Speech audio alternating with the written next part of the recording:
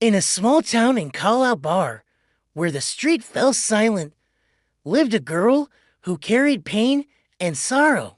She was 3 years old when the world stopped loving her. She would not remember the sound of the crash, only the absence that followed. Two voices gone at once. Two hands that never reached for her again. People later told her her parents died instantly, as if that was meant to comfort her. As if instantly meant painless for the child they left behind. Her name was Blessing. At the funeral, she stood between strangers, holding the edge of a black dress too large for her body. She did not cry. She did not understand death. She only understood that no one smelled like her mother anymore, and no one laughed the way her father used to when lifting her onto his shoulders. That night, she waited by the door. She waited every night after that. Blessing grew up in her aunt's house, where kindness existed, but warmth did not.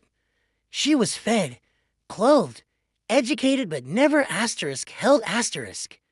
Love was careful there, measured, exhausted. No one sang her to sleep. No one noticed when she woke up screaming from dreams she could not explain as a child. She learned something important. Crying did not bring people back, so she stopped. At school, teachers called her quiet and well-behaved. They praised her silence without realizing it was built from loss. Other children talked about their parents about being scolded, hugged, embarrassed. Blessing listened and nodded, carrying a grief she had no words for. At night, she imagined her parents' faces, but memory betrayed her. Their features blurred. Voices faded. This terrified her more than death itself.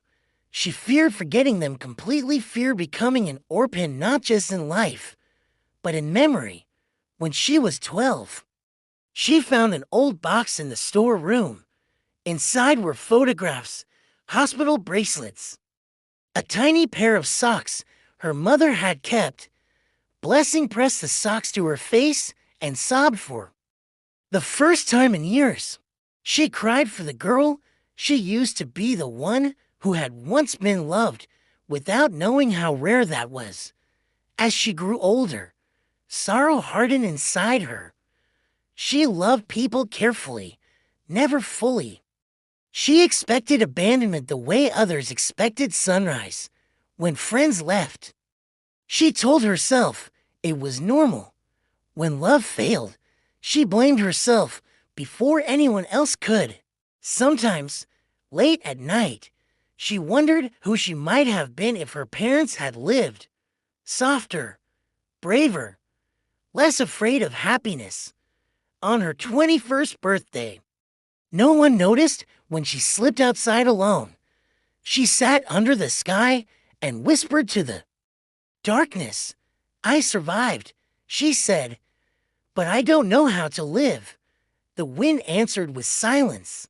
Blessing learned that losing parents at 3 did not mean the pain was small. It meant the pain grew with her learning new shapes, finding new places to hide. It meant growing up grieving something you never fully knew, and longing for arms you could no longer remember. Some losses do not scream. They sit quietly inside you and become who you are.